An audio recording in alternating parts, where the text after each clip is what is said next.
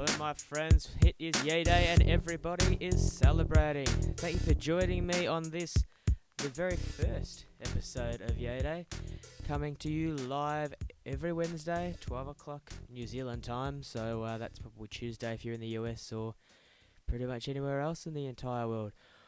Alright, thanks for checking in. This is coming to you live on YouTube. Maybe if you're watching on the replay, which you'll be finding on MMAJunkie.com.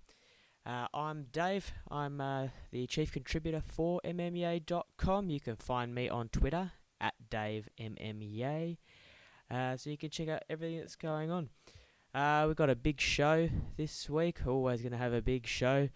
We're going to be going through. We've had Bellator event on. Bellator was on Friday night or Saturday night my time, and then had the UFC live from Hidalgo.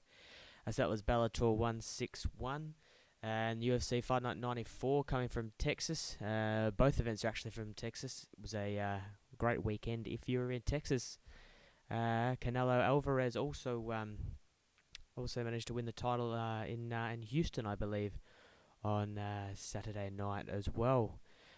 So it's been an exciting week. We're about to head over to Brazil. If you're following the UFC, that fight is headlined by Cyborg.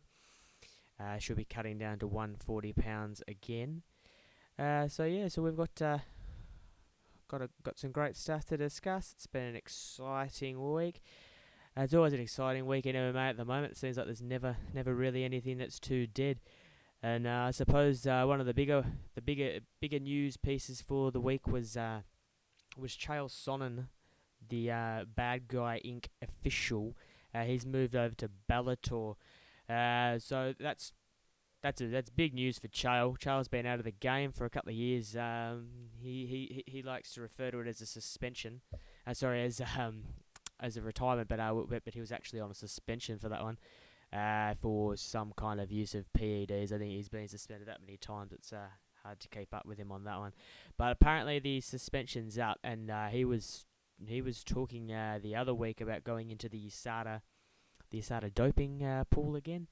So and the difficulties around that, which if you follow the USADA kind of stuff, obviously Mark Hunt's a bit shitty about too with Brock Lesnar, because he received the exemption and then tested positive. So, I mean, I can understand why Chael's having to go through the process, having to go through the USADA process. But the strange thing that's always with USADA and the UFC and Bellator is USADA has been taken on by the UFC. The UFC pay for USADA to do the testing, and that stringent testing doesn't really get followed in other organisations such as Bellator, ONE FC, and the likes of those. So, interestingly, in Chael's contract, apparently it's been signed off that if he is to test positive, he'll be fined for $500,000. But he was telling Ariel Helwani on his show earlier this week on the MMA Hour that he's already got 9 million, but 10 million will make him happier. So maybe, obviously the 500,000 no one wants to lose that, but maybe that's not such a big instance. Now I'm not saying Chael's going to be back hitting the PEDs again, but he's certainly had a history of that one. So that's something to watch. But the big thing with Chael was he went on Bellator and he did what he does the best, and that is be Chael. That is be the heel. That is be the guy who wanted to be the professional wrestler who didn't get in, or WCW folded. Obviously, he was telling that story on his podcast. Actually, I think he's told that a few times now. He was chatting with Nigel McGuinness last week, having a chat about how he went to the power station for WCW back in the late 90s, and then WCW folded before he could get his contract finalised. So that's interesting. But no, he went on. He shot the shit. Interestingly, and I wrote about this last week. So apologies if you've read that, and I am rehashing. But it was interesting to see that Bellator cut to Chael for 2 promos, not just the one, and it really kind of dominated Bellator 161. In in between each fight we had Chael. I mean, he's awesome. I've got no friend. I've only got 2 friends in the fucking world, and none of them are in Bellator. Blah blah blah. I can beat anyone. I'm fighting at gangster weight and all this shit. Love Sonnen. Awesome promotion. And I mean, he's done his job. I'm talking about him. Everyone else is talking about him. He can't turn on a podcast at the moment and not hear Chael's name. He's huge. He's blowing up Twitter. And he looks like he's going to be fighting Tito Ortiz. So he called out Tito Ortiz, and the whole thing seems a bit scripted. But that's Scott Coker to a T, really. He loves that promo shit. Obviously, Scott Coker comes from that Strikeforce background. So this is really his cup of tea. But Chael calls out Tito, and then within I don't know 5-6 minutes, Tito replies on Twitter in classic Tito fashion, horribly misspelt. And he says he's happy to fight. He's going to call him out. He's going to make it a bad time for him. And the likes of that kind of stuff. So, look, it looks like that fight, and then Chael's been talking about November. So, I mean, November, that's, 2 months away, so we could actually see Chael Sonnen taking on Tito Ortiz in Bellator in 2 months. I mean, that's huge news for Bellator. I mean, but Bellator have had a big month. I mean, they've signed Rory McDonald as well. Bellator, they're starting to look like the second tier organisation, the organisation they should have been for however they've been going for 5-6 years now. I mean, they have that Viacom deal. They've had everything given to them. They're all ready to go. But they're finally looking like this. They're going to take their place. They're going to stop with the sideshow shit. They're going to stop with fucking Dada 5000 having a heart attack in the ring. They're going to stop with Kimbo Slice coming back not fit, obviously with a heart problem. I mean, rest in peace, Kimbo now. Not to talk ill of the dead, but he obviously had a heart injury. A heart illness, a heart problem. He'd been told that he needed a heart transplant, and Bellator somehow managed to find a way to get him cleared to fight. I mean, that's the kind of shit you need to let go. Ken Shamrock versus Hoist Gracie. I mean, Ken Shamrock versus Hoist Gracie in 1995 was a super fight. Great fight to watch. This is what we wanted to see. That was at the birth of UFC. This is when we were the birth of MMA. These guys are the pioneers. But 20 years later, we don't need to see these guys put on another boring fight, and then Ken Shamrock yet again pops positive for PEDs. I mean, I think Hoist did as well, which is really strange. Really strange, but definitely not surprising. So I mean, Bellator, they've had their problems, but I don't want to say this is they're moving 100% in the right direction, because I mean, Chael doing Chael is not what Bellator is. The ruler might be back, but Bellator is more than one person. And I mean, this is where the UFC have been so strong in the last few years. Well, actually, they've been since the Zuffa takeover back at UFC 35, I think it was. They've always made sure the product is about UFC. It's been said numerous times that when the Fertittas bought out UFC, they only bought 3 letters. They bought UFC. Always been about the brand. The fighters have come second. Whether you think that's a good thing, whether you think that's a bad thing, I mean, we're going to talk about Ali Aquinta a bit shortly. Talk about him pulling out of his fight about money. So people have always used the fact that UFC is about the UFC, not the fighters, and they haven't, that maybe they're not paying like they should and things like that. But they've always made sure that the promotion's one you can bank on, and and that's what you're tuning in for, and that's what Bellator need to do too. Bellator, they're very, very one-trick ponies at the moment. It's these super fights, these freak fights, these weird fights that are happening 10, 15 years too late. And then, they're exciting to watch as an idea, but they're not exciting to watch in principle. I think that's the main thing. So it'd be interesting to see. I mean, Sonnen and Ortiz are certainly not the 50-year-old men that Hoist Gracie Ken Shamrock was. So I mean, and Sonnen always puts on a great show. The hype leading up to this event is going to be huge. Ortiz will get behind it. Sonnen will be selling it. Sonnen's already been selling it. He sold it on Ariel Helwani's show.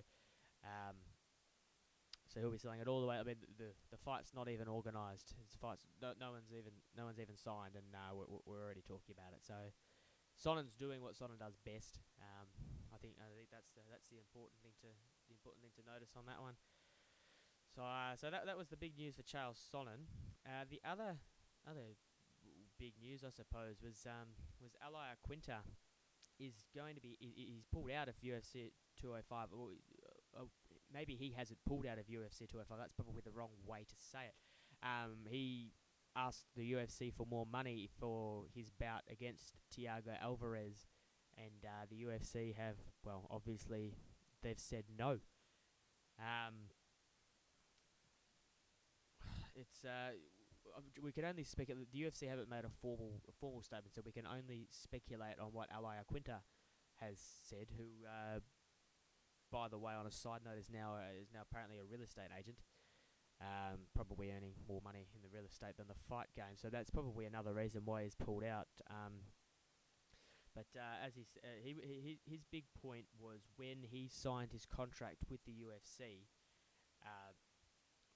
He had sponsors. He was earning a monthly paycheck from his sponsors. He could put his sponsors on his shorts. He could put them on behind him when he was fighting, and that was a way that he was able to pay his bills. Pay his coaches and pay his rent and his food and all that kind of stuff.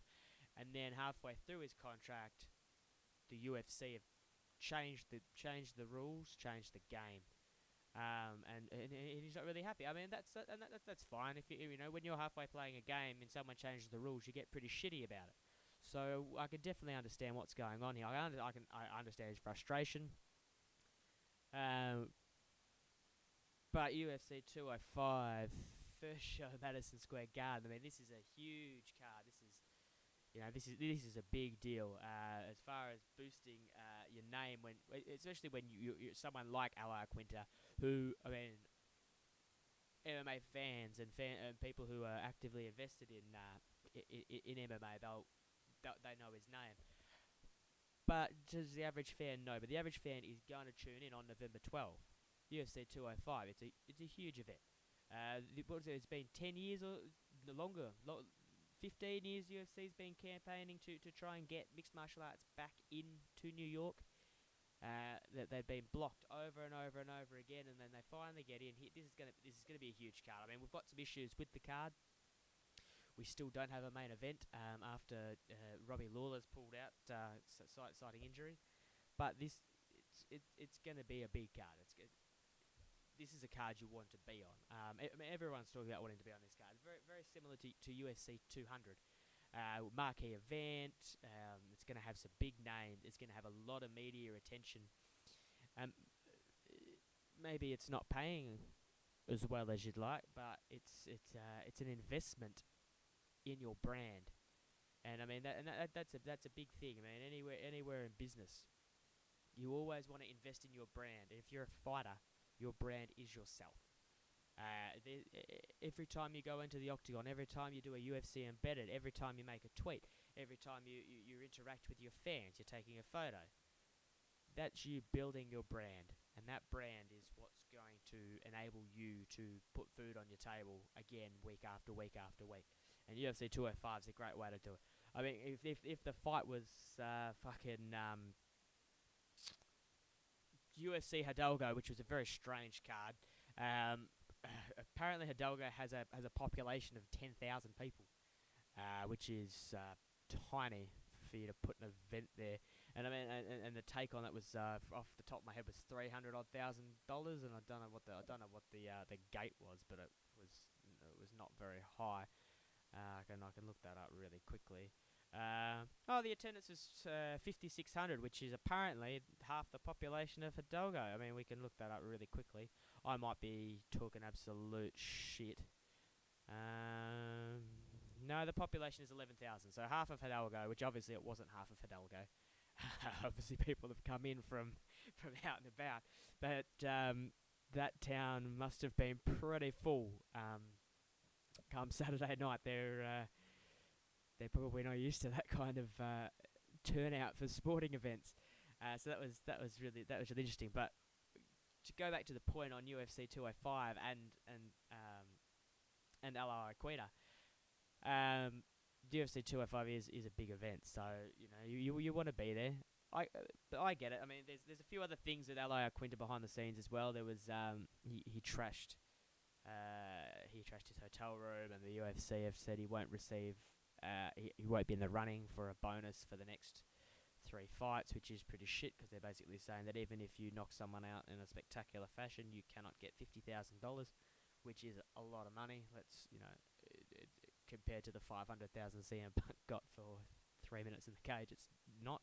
But for most of these fighters, 50 grand's a big deal, and especially if you are an exciting fighter like Ally Quinta, who is in the running and probably should have got that bonus. And if he hadn't, got that bonus, he wouldn't have smashed his hotel room. I'm not making excuses for him, but you can understand the frustration, especially in a sport that's as primal as mixed martial arts is. So anyway, the UFC didn't respond. They just but the word is Jim Miller is now the replacement. So it's going to be Jim Miller versus Thiago Alvarez at UFC 205, which is interesting. I mean, the Ally Quinta Thiago Alvarez fight was one of the earliest fights linked to this card. I don't know if anyone else is starting to wonder about what's going on with it. I mean, we are 6 weeks away, and we don't have a main event.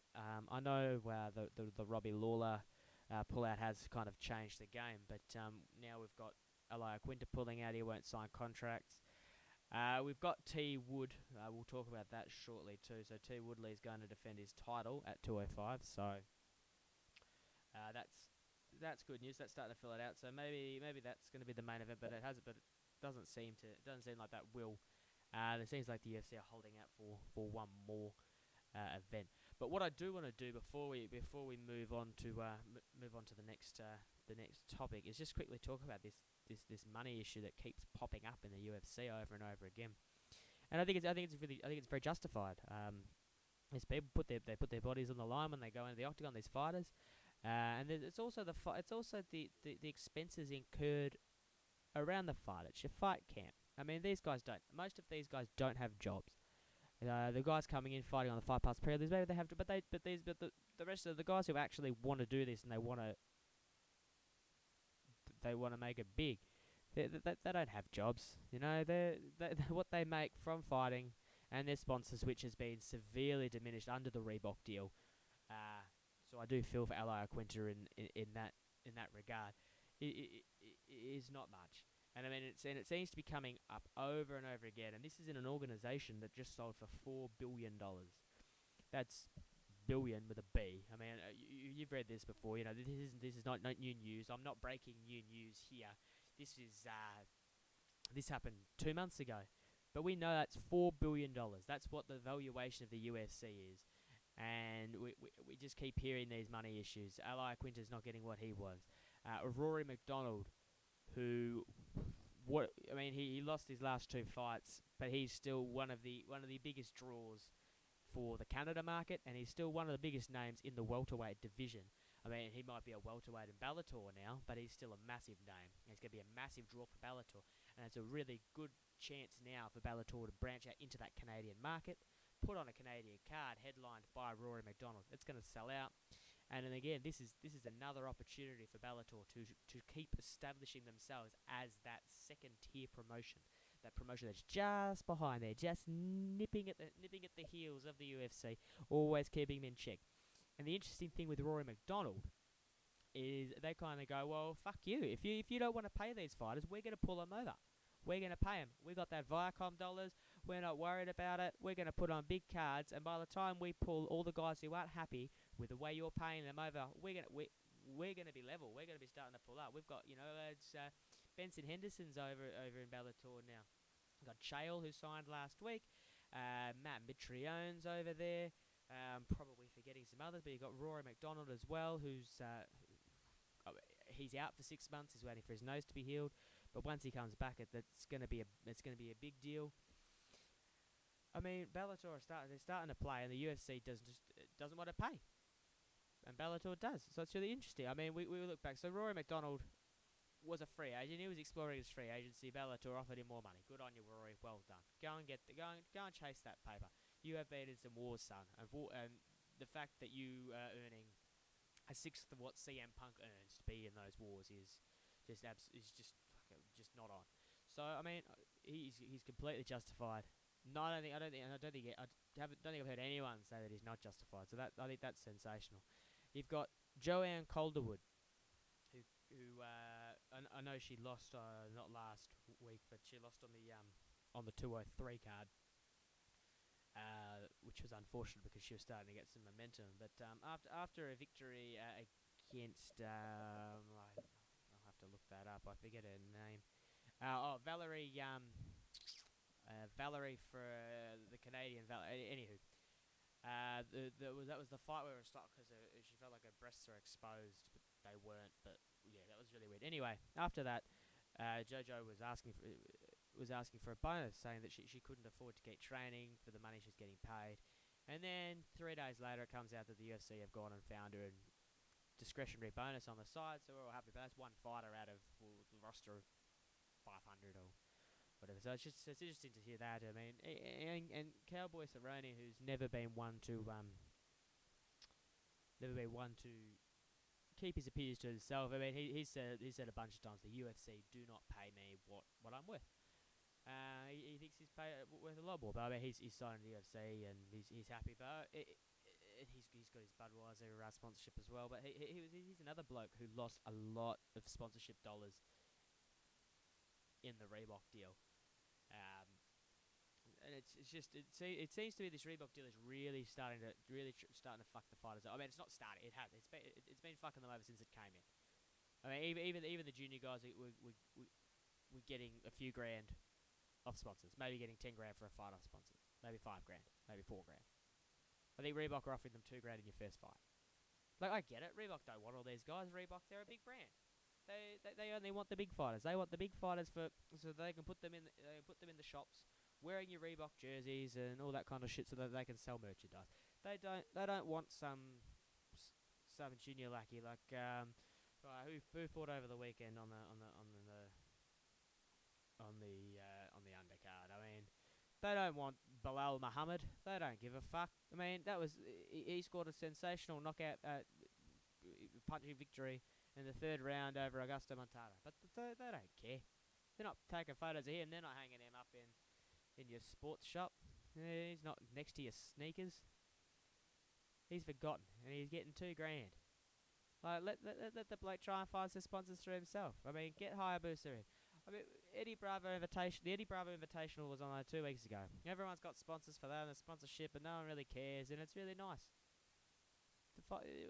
The fighters get some money. They're happy. I don't care. Maybe I go and have a look at their website. Maybe I go and buy something. Maybe I go, holy shit, my favourite fighter is sponsored by Hayabusa, which are not just who used to be a big sponsor of the UFC. Maybe I'll go and buy a t-shirt. Maybe I'm in the market for some new boxing gloves, and I was super happy to see that somebody that I invest my time in, I go and watch the fights of, is getting sponsored by them. Who knows? I don't know if anyone's ever actually done the monetary return. I know a lot of those sponsors, they are in the game to make money, but they're also in the game to sponsor fighters, to get their name out there, and what their actual return on investment is, I don't know. Whether it's high, whether it's low, I'm not sure. But that avenue is now taken. It's been taken for the fighters, and it's it's a bit of a concern. But there's not much you can do. But this money issue, I guess, to go back, and I've gone in a very long-winded kind of way to get there. And I have, just a lot of thoughts come up when you talk about the UFC and especially the money issues and the fact that people are leaving the promotion. And the fact that people are it's like people leaving the NBA to go and play some regional circuit. It's strange. You're going from where you have the possibility to be on a pay-per-view watched by 1,000,000 plus people to on Bellator, who I think they pull 400, 500,000 for a show on Spike, and that's free to wear. So I mean, it's a significant decrease. It's probably half of the UFC fan base. Because they're not happy with they're not happy with the money situation. And I mean, the best thing about the UFC is the UFC's always been one to have the best talent, have the best fighters. I mean, do they have every single best fighter? Is the top 5 of any division the top 5 in the world? Probably not. Well, it's not. We know it's not. I mean, Fedor Emelianenko has never fought in the UFC, and he's constantly referred to as one of the pound for pound greatest in the heavyweight, if not of all time.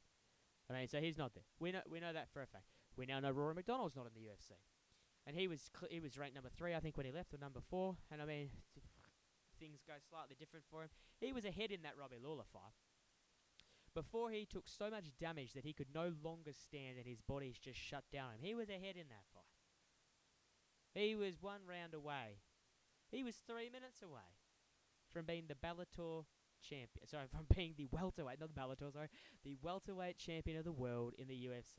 And shit didn't quite go his way that time, and that's all good. But this is what the UFC is about. His shit didn't go his way. Give him another chance. We do fucking rematches all the time. We just did fucking Conor versus Nate. They've fought twice this year. Twice in 1 year. And I mean, that's cool. The UFC's making money. So again, pass some of the fucking money back.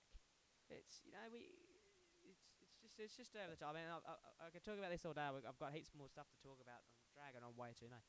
But I mean, this is the issue. They need to start paying the fighters what they're worth. Otherwise, Bellator are going to take her. And I couldn't care less. If UFC and Bellator do a swap, and it's now Bellator that's the number 1 promotion, well, they're the one that's going to get all my time. I try and cover Bellator as much as possible, but it's a lot more difficult to cover Bellator because the prelims are streamed on their site, which I think is really cool. I think I really like that. I think everyone should be able to see those prelims, and the fact that it's free in the US, or if it's free in the US, so you can go and watch the prelims. I think that's awesome. But we don't get much other news. There's a lot of fighters in Bellator where they're lining up. We don't even have a photo of them.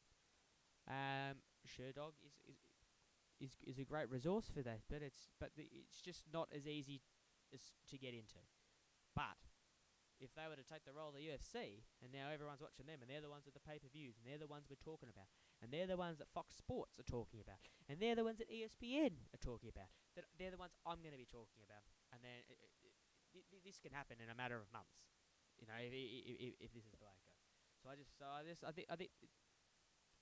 I think the UFC need to pay what they need to pay. They need to get these guys where they're happy, because obviously they have the money to pay CM Punk $500. And this is not a conversation of whether CM Punk is worth 500,000, because he probably is. He probably got those buys.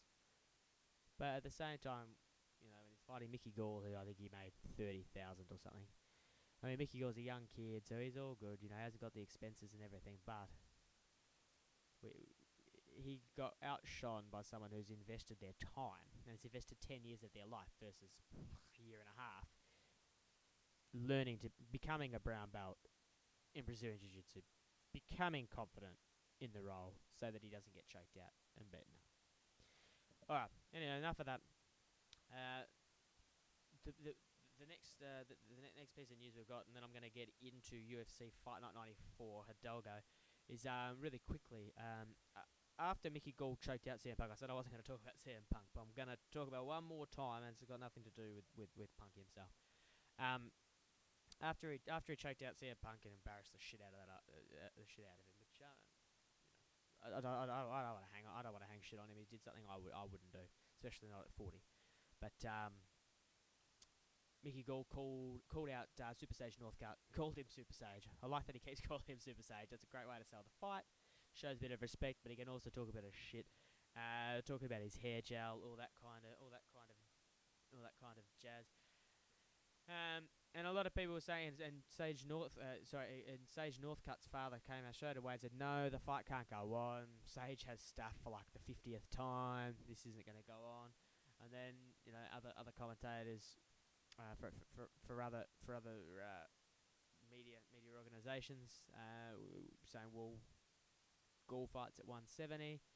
Northcutt's last fight was at 155, and when Northcutt did fight at 170, 2 fights ago, that was the fight where he tapped out to a really weird soft head and arm choke from half guard, which was quite strange. But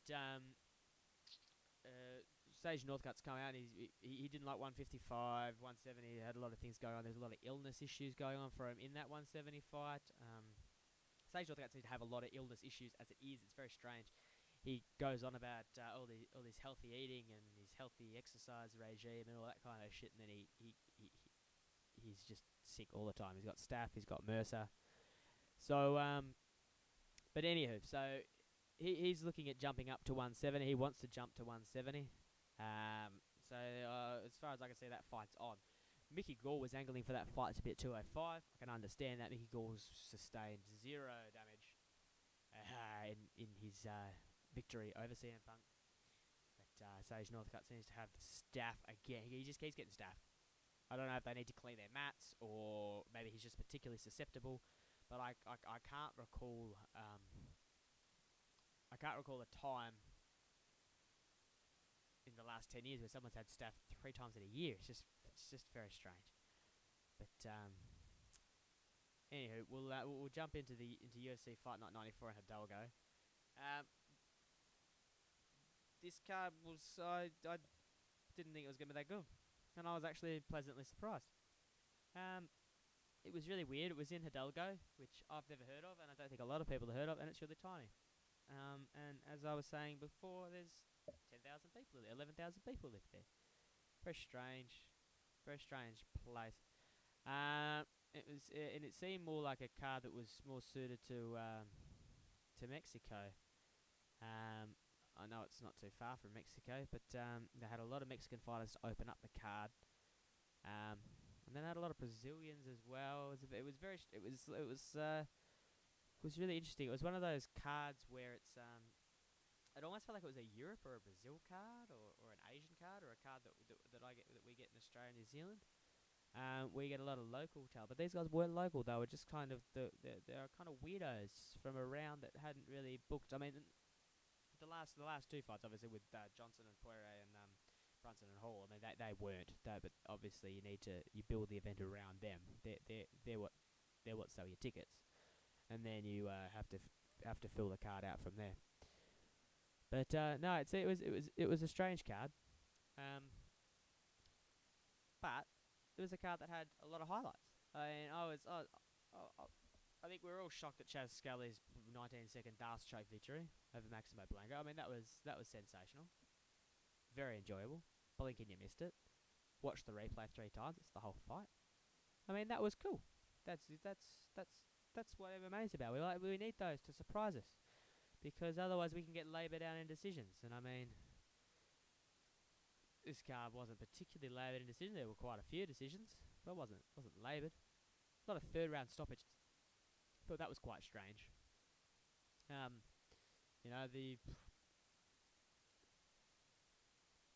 had the TKO from Bilal Muhammad. Got that in the last minute over Augusto Montalvo. There was... What else was there? There was Randy Brown's submission over Eric Montano. It was Jacob Montalvo who was causing all the troubles.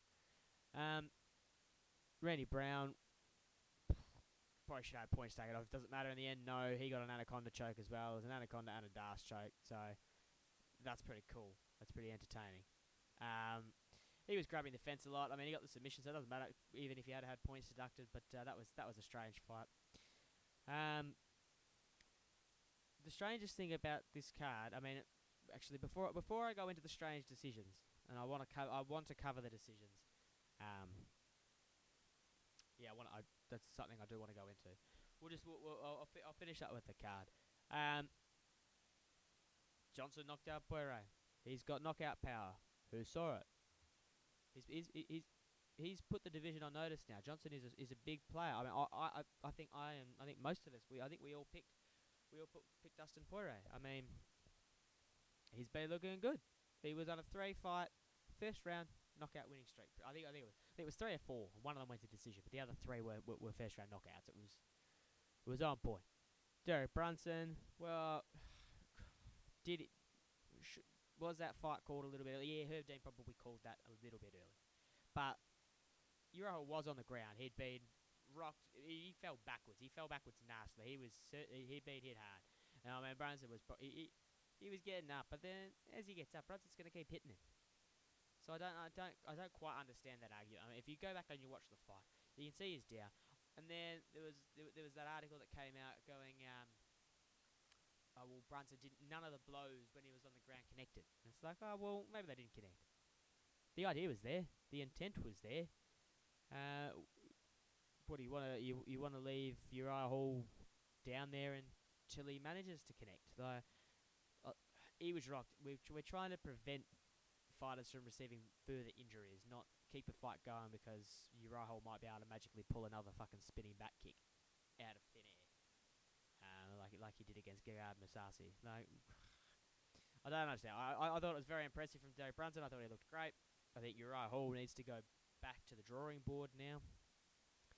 That's the second loss in a row. He lost to Robert Whittaker. Last year was a great year for Uriah Hall. Well, a great year. It was 3-2, but he fought a lot. His name got out there. He went from someone who was fighting well on the undercard to someone who was pretty much co-main event. It's a good year. But he's struggling against these bigger, these higher ranked opponents. Needs to find something there. I thought one of the highlights was Rick Glenn managing to survive against Evan Dunham. Rick Glenn was on his debut. He'd been pulled in from RFA. If I'm correct on that one, I'm pretty sure it was RFA. He pulled in last minute. And he managed to survive against Evan Dunham. He looked good. He took a lot of punishment. I think Evan Dunham scored something like over 200 significant strikes. He took a lot of damage. However, he took it to a decision. The last round, round 3 was super entertaining. I mean, he was throwing his hands in the air and he was ready to fight. He wanted to throw down with Evan Dunham and he got rocked a couple of times and he kept going.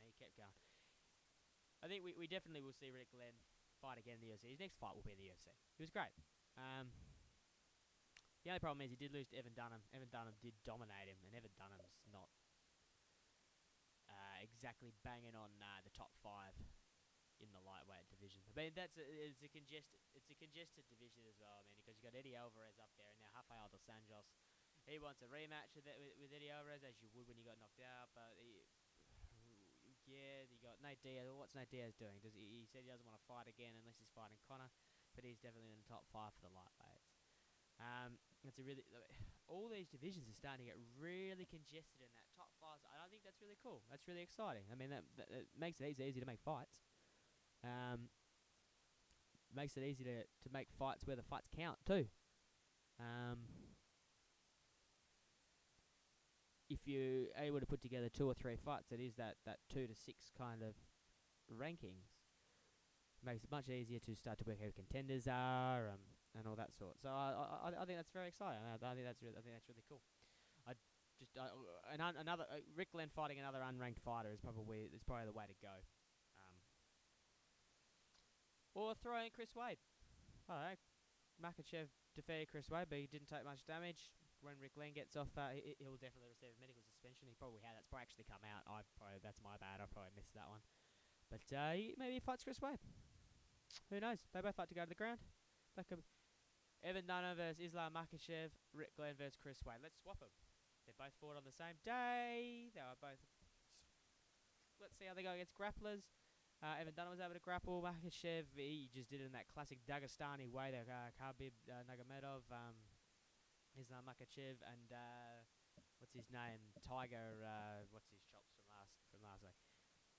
Dominating on the ground. Awesome stuff. Awesome stuff. Apart from that, the big story was these weird refereeing decisions. keep happening. This is 2 weeks in a row. I know Texas is bad for it. That's why the commission. No one really puts much weight on what the commission has to say, and that's cool. But this is something it's just something we need to address. In the Alejandro and Albert Morales ended up going for a draw, which is like the 5th draw this year. From what I can understand, that is the highest number of draws in UFC history. It's probably by a long way. I mean, draws used to be really rare. See a draw, you get a bit excited. You go, oh, shit. Remember when Mark Hunt and Bigfoot Silva in Brisbane, they had that draw after that slobber knocker. We were like, oh, shit, it's a draw. You go, and, draws were reserved for when they were actually draws. You're like, who could pick it with those guys? Who could pick it? But now it's just like, oh, well, we're going to take away weird points at weird times because the referees are the superstars, and the fighters can just fuck off into the corner. It's just weird. So I mean, Perez had a point deducted at the end of round 2, but it was deducted incorrectly. So I mean, both Morales and Perez, they both threw punches after the first round, after the bell. That's not on. It's against the rules. After the second round, did it again. But Perez was the last one to get the blow-off, so apparently he's the one who gets punished, and Morales is just ignored. Both of them are doing it. Wave it off, tell them to stop doing it. Or you're both going to lose a point. But if you both lose a point, then who gives a fuck? It doesn't do anything. But you've picked Perez now. You had to pick one out. You're trying to make an example. Who was it? That was I've got notes in here too on that one. That was excuse me for 1 minute. That was Kerry.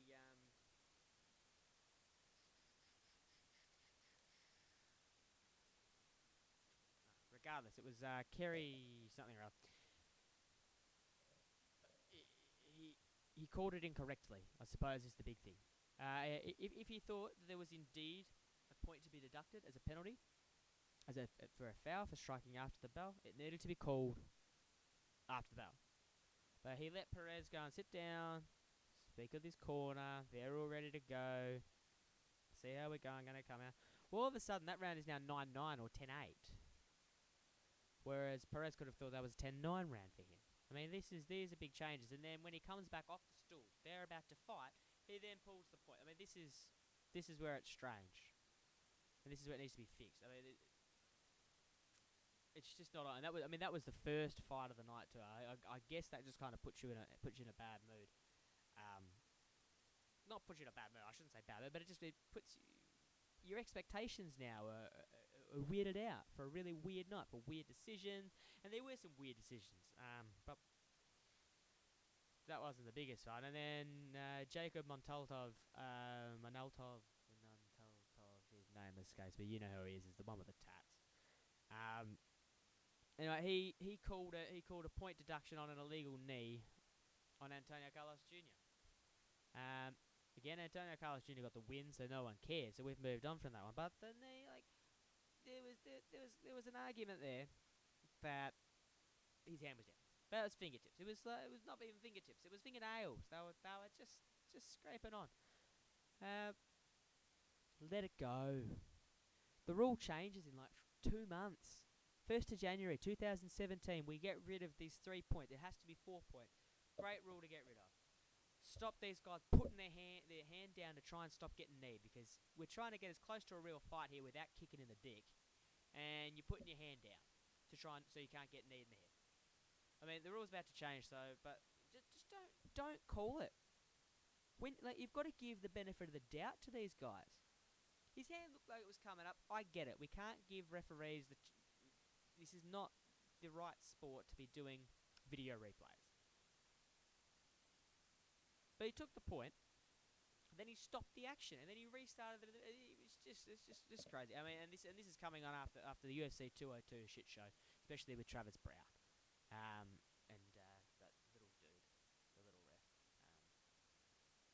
whose name Gary Copeland. That's his name. He was too small for that fight anyway. That was strange. Why are you putting like the smallest little dude with 2 heavyweights? I mean, let him handle the bantamweights and the flyweights and stuff. Anyway, he was after he allowed Travis Brown to call a timeout for an injury, and when an injury timeout is a TKO, that's a victory to I mean that's been done to death as well. So I don't need to go into that much further. But it's just really strange, and this is 2 events in a row, and these events we should be talking about the fights and the fighters and where we're going to go next, and getting excited for the possible matchups that we've got. And we've got another card in Brazil on the weekend. But we're like, well, fuck, when's this going to stop? When are they going to read the fucking book? Like, there is a rule book. You can go and read it. It's not like we just make up these rules. It's not like over the last 20 years we just add a new rule in every week and we hope that it gets better. No, there's rules. The NCAA have made there's a unified set of MMA rules that gets followed pretty much fucking everywhere. Like 1FC. Even they've taken out soccer kicks to the head now. Like they're unified rules too, and over in the Asian circuit, soccer kicks to the head. That was a pride staple. I mean, that was. If you didn't see a soccer kick in the head by the end of the night, you felt a bit ripped off, you know. So, but like we have unified rules now. We've had unified rules for a long time, and a lot of these referees have been using the unified rules for a long time. But it just seems that maybe they need dusting up. And I know Big John McCarthy does a seminar, like a course thing. So maybe the UFC just needs to cough up a bit of change and go and send these boys to go and send McCarthy and go and fix it up, because they obviously don't know the rules,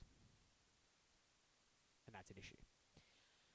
All right, so we've done that. But the last thing on that one was MMAJunkie did a really good piece.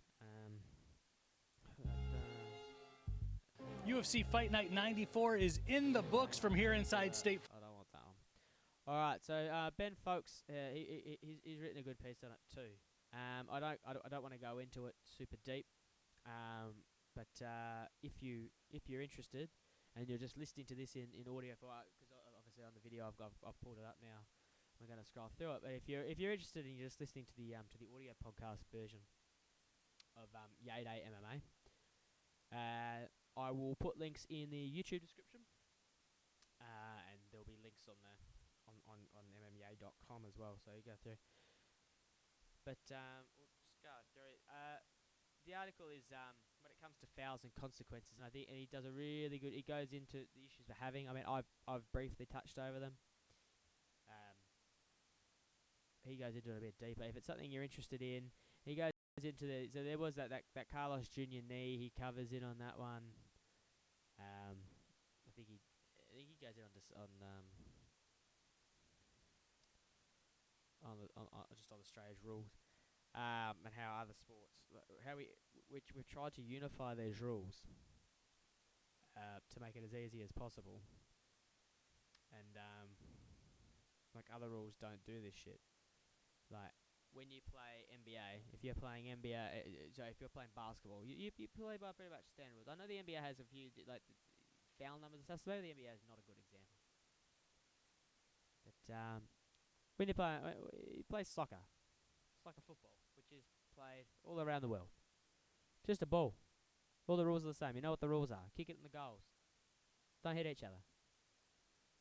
Don't go offside. Offside's strange, but the offside rule is forever. I am not making a good point here, but we've worked really hard to unify these rules, and it just seems to be really silly that we wouldn't continue to ensure the enforcement of them is correct. I suppose is what I'm saying. It's just frustrating. I suppose is the big thing. More than anything, and it's frustrating as a fan, and it's also frustrating for new fans coming in. People that haven't been watching this for years that are trying to work it, and they can't. Mixed martial arts is a funny sport because it's confusing if you haven't watched it before. Like there's certain rules, like it's all people who are uninitiated. They still think of it as no holds barred.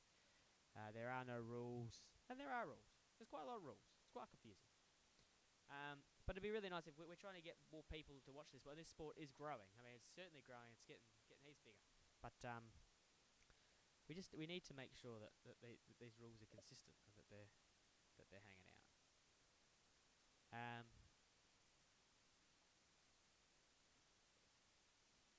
all right. Let's keep on trucking. Keep moving on. All right. So we have Bellator 161 over the weekend. I tried to watch the prelim. We got a couple of prelims in. I forget his name, but he was born. He's the wrestler that was born deaf. So he just trying to find him.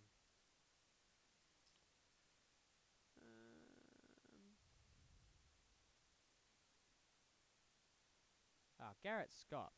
Yeah, he won by Renee Kachuk in under a minute. He's another deaf wrestler who's been doing. So that was really cool. But I mean, it was hard to watch the prelim. And getting back on track, this is what I wanted to talk about. Sorry, I'm checking my notes. The prelim started an hour late for Bellator. Now I covered this as well. So again, I'm sorry if this is rehashed for you. But yeah, they started an hour late. And I wasn't the only one. No, it wasn't just my system. I thought it might have been my system. I thought my computer might have been broken, or the internet was down, or something. So but on Twitter, the representatives for all the stand for MMAJunkie, for MMA fighting, for Junkie, for Bloody Elbow, they're all scratching their heads, going, what's going on here? Why are we? What's going on here? But yes, they started an hour late, which is just a problem. And this is another thing with Bellator. And I've been harping on Bellator, and I've got a lot of advice. And Scott Coker doesn't really want to hear my advice. I don't think he wants to hear anybody's advice. And I'm just one guy, but I'm sure I'm echoing the sentiment of many. If you say your prelims can start then, start them then. They had a shitload of prelims. They had like 8 prelims. They got through 3, and then the rest are dark bouts. One of them was an amateur. Don't put the amateur bouts on if you've only got space for 3 fights. Put the amateur ones on the dark bouts. Like, seriously, what are you doing? Do you not want fans? Do you not want people to engage with your product? Anyway, they do 3 on the prelims, and then we skip out. The worst thing with Bellator was that after about half an hour of fucking round and refreshing and trying to work out what's going on, we got a stream, but it was just the promos. And they ran the same 2 promos over and over and over and over and over. You're like, oh, well, after this one, obviously the telecast will start after this one. This is the last time. And then I watched the video for Congo and Johnson 3 times. I go, well, this is the last time they're going to show this. We're all good. They're not going to do this again. We eventually get the 3 fights, so that's okay. That's all good. The Bellator main card itself was, it was all right. I mean, Derek Campos and Djamil Chan and Djamil Chan. I think I'm saying that right. It went to a unanimous decision, but it was very split. Derek Campos was down. He looked like he was nearly going to get finished in the first, and then he came back. That was awesome. It was great to see. Great fight. Then one of the big fights for Bellator was going to be Anastasia Yankova. It was. She fought Vita Arteaga. That went to decision. No, I'm surprised that it went to decision, but it was split. I could definitely see one round to Vita Arteaga. I can kind of see how you gave her 2. Only one judge gave her 2, but obviously it was a split decision. But no, Yankova got a big dose of reality in that fight. She realised that this isn't going to be quite as easy as it is, and you can, I think she did great. I think that was awesome. But yeah, it was a big reality check for her.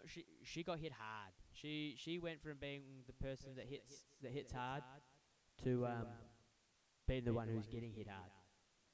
So that was very interesting. She managed to pull it off, and she got the decision victory. But I think she seen holes in her game, and it was all all the promos leading up were all about how she's been training with the Gracies and her jiu-jitsu is getting much better. Well, it wasn't needed. It was a standard bang, and she nearly got standard banged out. Bellator are probably going to... Their next booking on that one, I think it'll be booked a little bit differently. This is a star they need to... This is the star they need to continue to market. You know, she. A lot of people are saying, "Oh yeah, she's the Bellator's Ronda Rousey." Well, she's not an Olympic judo star. But she is good looking. But and her English is okay, so maybe she is. The problem is she can't fight like Ronda Rousey can.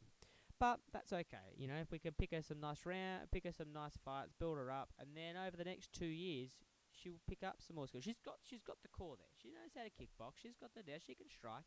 She's no slouch on the feet. And if she's training in jiu-jitsu, that's great. But when she was just training and banging, her kickboxing wasn't what it looked like in her first bout. I suppose is the nice way to say it, where she won a lot more convincingly. Joe Warren was back off injury. He beat Serwan Kakai with a guillotine choke in the first minute of the third round. That was a bit strange. It looked like Joe Warren had a lot of ring rust. Looked like it took him a long time to get going.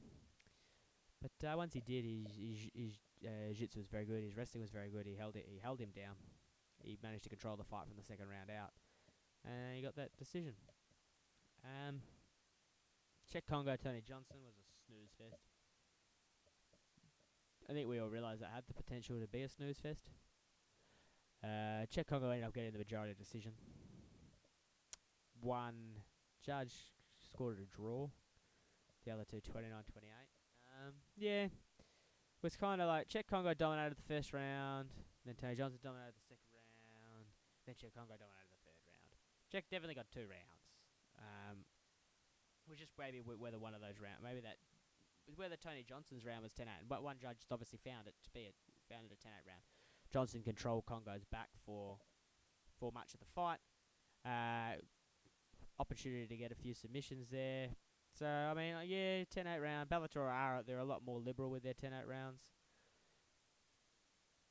So I can see how that goes. But I mean, it was a disappointing end to the card that was dominated by Chael Sonnen. So it was a bit weird all over. But I can see what they're doing. I think that's cool. So you know, if they just keep on trucking, they could get there. I guess the point of this podcast so far, of episode 1 of Yay Day, which I think is going very well. If I do say so myself, is maybe I'm a fan of Bellator. Maybe I'm a bigger fan of Bellator than I think I am. Because every time I talk about Bellator, I'm very positive. I want them to do. I think I do want them to do well. I think I want MMA to do well. So I suppose. But it's interesting listening to myself speak. That's kind of what I'm taking from it. Anyway, we'll keep moving on. We've got Brazil coming up this week, and Cyborg's headlining that card. Maybe we will bring up that card, hey, and we'll just have a quick look at what's going on. I mean, the big news for this card is Cris Cyborg. She's fighting Lena Landsberg, who no one knows. It's just another body for her to be sacrificed with, I think. But we'll have a look at the card. So we got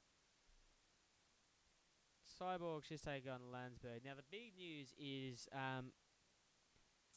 Cris Cyborg she was on Ariel Helwani's show, the MMA Hour, yesterday. And she is weighing in about 165 pounds. So this fight is going to be at a catchweight of 140, which is really strange. I don't know why we keep doing the catchweight. I get it. For the last fight, it wasn't actually Evan Smith. it'll come to me. Anyway, I get that because she was coming up for 135. She was very much a 135 fighter, so it was a 145. They're meeting in the middle. This makes a lot of sense, but this 140 is just an arbitrary. It's an arbitrary weight class now, and then Cyborg can't make it. It's become very evident that Cyborg must struggle to make 145. She doesn't want to publicly admit that she struggles to make 145, but I think she struggles to make 145.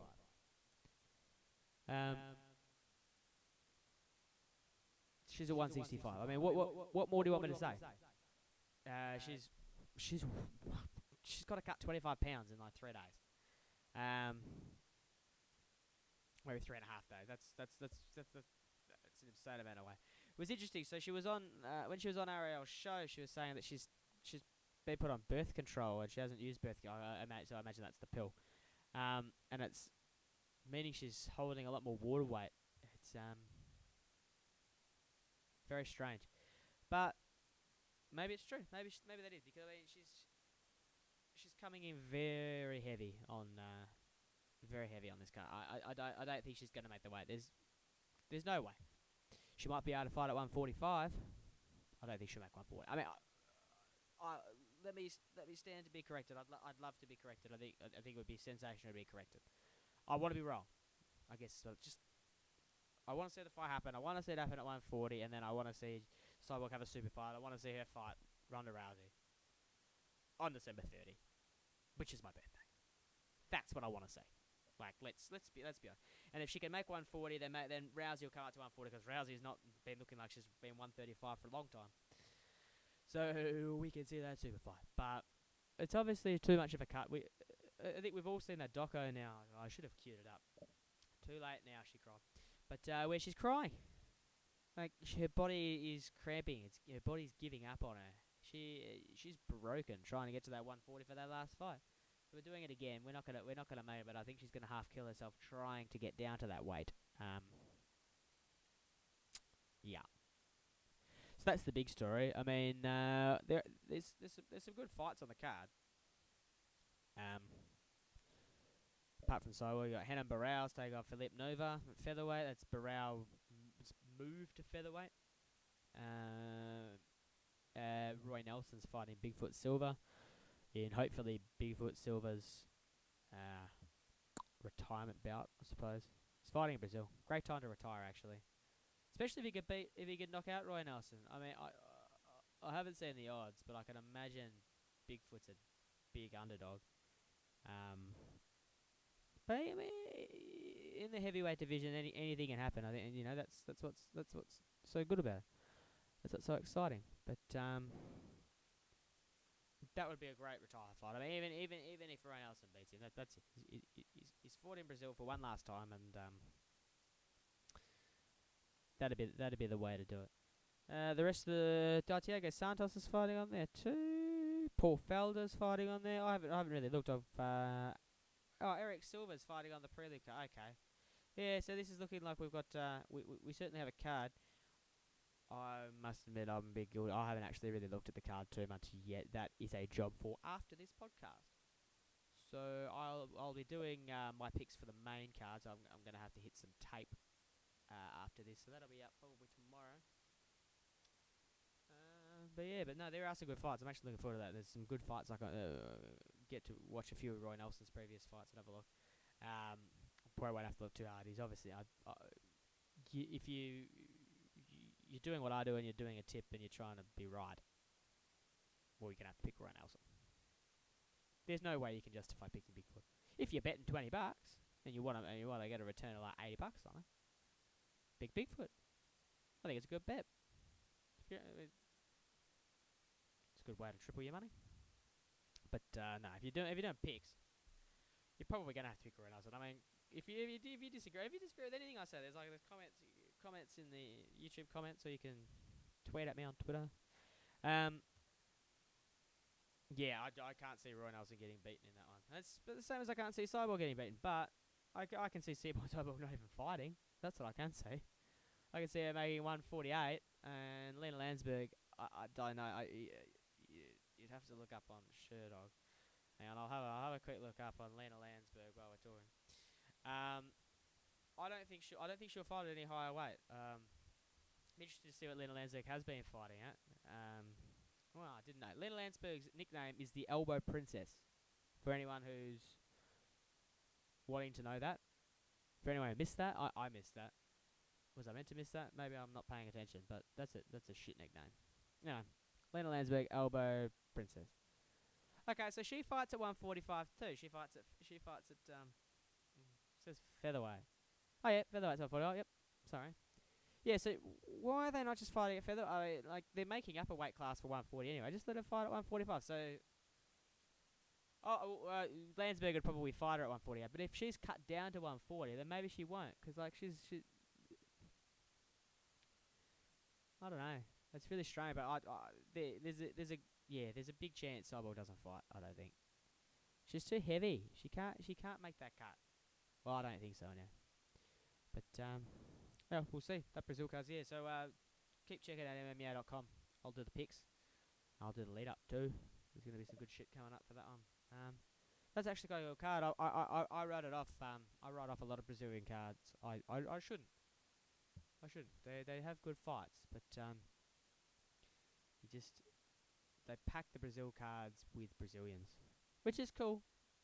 But when they haven't got enough Brazilians to do the card because all the big name Brazilians are fighting on other cards, they just pull it. You get some strange fights on these Brazil cards, and then you get strange decisions, and then you get an angry crowd, and it's a weird card. But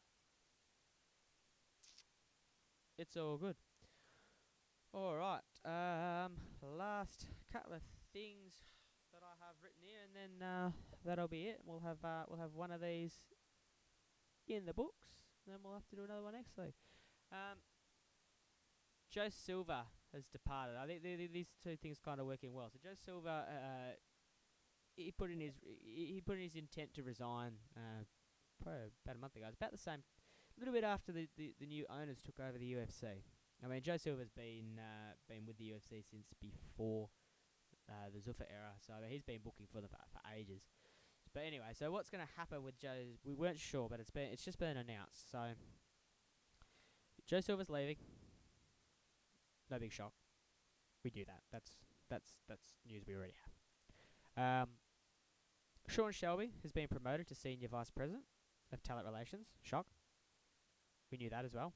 Well, I hope you knew that. Well, we didn't know that, but we're going to assume that that's the role. So that means he's going to take Joe Silva's weight classes. So Shelby, if you are not super into it, but you like listening to me, because who wouldn't? Sean Shelby was the booker for the smaller weight classes, 125, 135, 145, and I think he did 155 too. While Joe Silva did the bigger, did your welterweights, middleweights, light heavyweight, and yeah, he must have done light and heavyweight. So Shelby's now going to take those bigger ones, which is a strange move because Shelby he had a really good rapport with the lighter heavyweight fighters. A lot of them who came over from WEC with the WEC merger. But that's okay because we've got Mick Maynard from Legacy, who's he's been promoted to Shelby's role. So he's going to do the lower weight class. I mean, I'm sure he can build a good rapport, and then Shelby gets to meet some. I mean, I'm sure Shelby already knows all the other fighters too.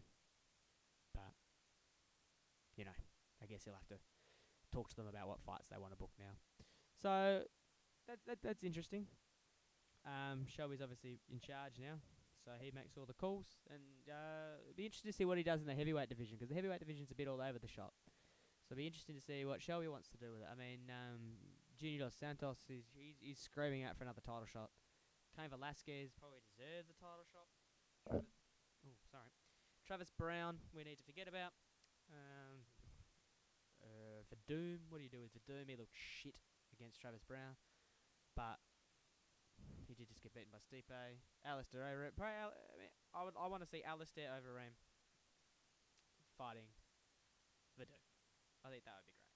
I think that'd be a good fight. And then, what do you do with Velasquez and Stipe? Stipe's probably got to fight. And Junior Dos Santos. Kane and JDS have fought 3 times already, so I don't think anyone wants to see that again. So one of them has to fight Stipe next.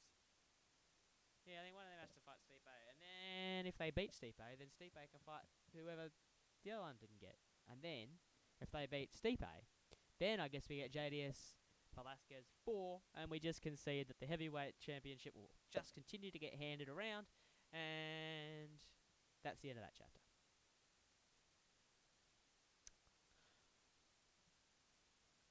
With Mick Maynard leaving Legacy FC, there was also some big news with Legacy FC, because Legacy FC and RFA, they're joining to become Legacy Fighting Association. So they're joining to be as that feeder organisation. I was listening to him talk the other day. Apparently he has... They're taking claim for like 50 fighters or something, or 300 fighters, or some huge number. Must be 50, made it to the UFC. That's pretty cool. Now they're going to do 30 shows. I think Legacy FC's did like 4 shows last year, or this year, and RFA have done probably a little bit more, I think. Or maybe it's RFA have done 4 and Legacy's done a bit more. One of the two, anyway. They've joined up. First show is middle of January, and they're going to do 30 shows next year, which is cool. So for your Rick Glens, who came up from RFA and stuff, small potential fighters, although it's always potential fighters, and the UFC is pretty solid at the moment. They've got a lot of fighters, but I suppose they just keep taking on more. They're putting on more cards. Speaking of more cards, Belfast, which is Fight Night 99. It's November after 205, I think. Anyway, Ian McCall and Neil Seary, Uncle Creepy Ian McCall and Neil Seary are going to fight on that card. That's just been announced. The headline fight for Belfast is going to be Gunnar Nelson versus Don Hyun Kim. Don Hyun Kim. I think that's how you say it. He's a huge guy. So that's going to be the main event. Obviously, Gunnar Nelson of SGB, Conor McGregor, John Kavanagh fame. Although, I think we knew Gunnar Nelson before we knew McGregor. So maybe it's not of that fame. Maybe they're of his fame. Not sure. Anyway, the other fight is Amanda Bobby Cooper, who was just on The Ultimate Fighter. And she was doing all the writing for it. She's going to be fighting Anna Almos, who fought Jermaine Van Randermeen, or whatever her name is, the kickboxer. They fought at welterweight. Sorry, not welterweight. They fought at bantamweight, and it was just too big for Anna Almos. I think Anna Almos is another one of those girls who's naturally in that flyweight kind of division, where we're really missing a 125-pound division. I think the problem is, where does the UFC fit in that 125-pound division? Then they've got to fit in more fights, got to fit in another division, and we've got a card every. I mean, I can't complain that we have a card every week leading up to Christmas. I think it's great, but it's just every week. And these events, they all kind of get jammed into one. You kind of lose a bit of the excitement. But I'm excited about that Amanda Bobby Cooper. I think Amanda Bobby Cooper's going to get beaten. I think she's going to get beaten very easily by Anna Almos. Anna Almos is pretty cute. And I think at strawweight, if she can make the cut, which I think she will. I think it's only... I don't think she had to cut weight for that bantamweight fight. I'd suggest she naturally fights at 125, and she's just got to cut off another 10 pounds, which easier said than done. But I think she'll be able to make it. I think she'll dominate that. All right. That will just about do it, I think, my friends. Thank you very much for joining in. For catching me, whether you're watching it live, whether you are watching it on the YouTube machine, watching it on the replay, whether you're watching it 10 years from now. Hope not. Hope there's heaps more, and you don't need to watch this. But anyway, thank you very much for joining me. Make sure you're always tuning into MMAJunkie.com every day. We try and update it all the time for you. Try and get it really exciting. There will definitely be some picks up tomorrow. Anything else? Enjoy the fights this weekend. I hope Cyborg can make weight. I hope the fight goes ahead. I hope we've got no hiccups, and I hope we have no more of these referee decisions. Anyway, until I see you next week, guys, you hit me up on Twitter. That's at Dave MMAJunkie. Find my website, MMAJunkie.com. YouTube, Facebook, you can get me on there too. Everything's going to be down there. If you're listening on the podcast, you don't know where I'm pointing, but that's cool. Thanks for joining in, guys. I've had an awesome time. I hope you have had an awesome time too. And I'll see you very soon. I'll see you when I'm looking at you. Cheers, guys.